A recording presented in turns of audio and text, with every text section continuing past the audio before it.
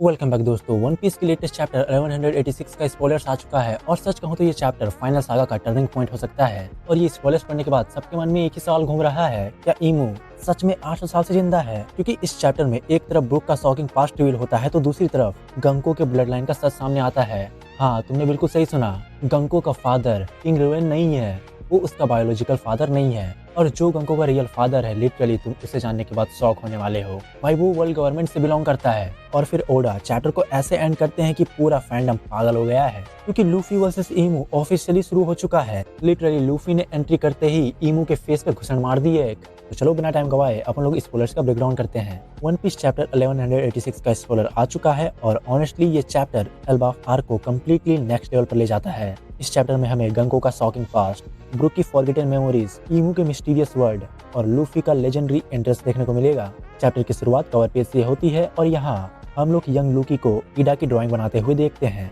और पहली नजर में ये एक सिंपल कवर पेज लग सकता है, लेकिन ओडा अक्सर कवर स्टोरीज में फ्यूचर फोरशैडोइंग छुपा लेते हैं। ये सीन हमें लूकी के इमोशनल साइड की याद दिलाता है। मे भी शायद हमें फ्यूचर में कुछ देखने को मिले, लेकिन फिलहाल अभी अपने मेन चैप्टर पे आते हैं। स्पीरिया किंगडम में वॉर चालू है और उस वार को रोकने के लिए गंको ने खुद किंग ल्यूएन को मार दिया। एक छोटी सी लड़की ने पूरे किंगडम का किंग खत्म कर दिया। लेकिन यहाँ सबसे शॉकिंग बात अभी बाकी है। रिवील होता है कि गंको का बायोलॉजिकल फादर और कोई नहीं बल्कि गॉड्स नाइट वनमेयर ग्रोलो है। हाँ, वही मिस्टीरियस कैरेक्टर जो पिछले चैप्टर में स्मोकिंग करते हुए दिखाया गया था। और इंटरेस्टिंगली उसकी आंखें भी गंको की तरह अनयूजुअल है। फिर आता है चैप्टर का इमोशनल पार्ट।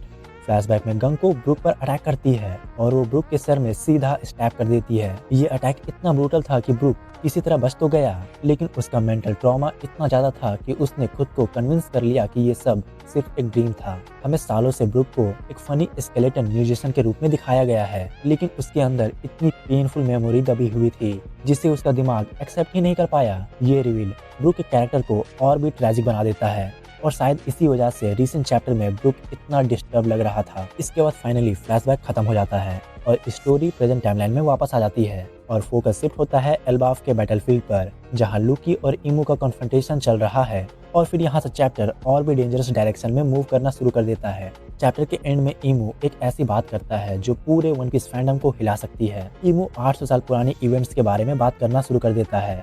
अब वो क्या बात बोलेगा वो तो हमें चैप्टर में ही पता चलेगा, लेकिन ईमू जो भी बोलेगा वो लिटरली पूरे वन पीस फैंडम को शॉक करने वाला है। और ये वन पीस की सबसे बड़ी मिस्ट्रीज में से एक को कंफर्म करने की तरफ एक बड़ा स्टेप हो सकता है। Void Century, Joy Boy, Ancient Kingdom, इन सब का कनेक्शन अब धीरे धीरे सामने आने लगा है। और फिर अब आता है चैप्टर का सबसे हाइप मोमेंट। जब लूकी और ईमू के बीच कॉन्फ्रंटेशन चल रहा होता है, तब अचानक बैटलफील्ड पर लूफी अराइव करता है और बिना एक सेकेंड वेस्ट किए सीधा ईमू के फेस पर पंच मारने लगता है। और स्पॉयलर्स के मुताबिक ये सीन एग्जैक्टली साबावर्डी आर्किपेलागो की याद दिलाता है। जब लूफी ने सेलेस्टियल ड्रैगन चार्लोस को पंच मारा था, बिल्कुल वैसा ही। उस वक्त भी पूरी दुनिया शॉक हो गई थी और लेटेस्ट चैप्टर में फिर से वही फीलिंग वापस आने वाली है। डिफरेंस सिर्फ इतना होगा कि उस वक्त लूफी ने सिर्फ एक सेलेस्टियल ड्रैगन को मारा था और अब उसने वर्ल्ड गवर्नमेंट के असली रूलर को पंच मारा है, जो देखना सही में काफी औसम होगा। क्योंकि 25 साल से हम इसी चीज का तो इंतजार कर रहे हैं कि कब लूफी वर्सेस ईमू की बैटल हमें देखने को मिलेगी, और अब वो फाइनली शुरू भी हो चुका है। लेटेस्ट चैप्टर सही में काफी बैंगर होने वाला है। दूसरी तरफ ईमू का 800 साल पुरानी बातें करना इंडिकेट करता है कि फाइनल सागा का असली लोडम बहुत करीब है। और सबसे इम्पोर्टेंट, लूफी का ईमू को पंच मारना सिंबॉलिक है, ये सिर्फ एक अटैक नहीं है। ये वर्ल्ड गवर्नमेंट के खिलाफ फाइनल रिवेलियन की ऑफिशियल शुरुआत हो सकती है। और चैप्टर 1186 डेफिनेटली एल्बाफ आर्क के सबसे शॉकिंग चैप्टर में से एक लग रहा है। ब्रूक का ट्रैजिक पास्ट, गंको का फादर रिवील, ईमू का 800 साल पुराना कनेक्शन और लूफी का लेजेंडरी पंच, सब कुछ एक ही चैप्टर में देखने को मिलेगा। और तुम्हें क्या लगता है तो मुझे कमेंट करके जरूर बताना। और लूफी के पंच के बाद ईमू का रिएक्शन क्या होगा ये भी कमेंट करके जरूर बताना। तो आज के लिए बस इतना ही। अगर वीडियो पसंद आया हो तो वीडियो को लाइक करना, शेयर करना और अपने मैंथन भाई के चैनल को सब्सक्राइब कर देना। मिलते हैं नेक्स्ट वन पीस के ब्रेकडाउन में।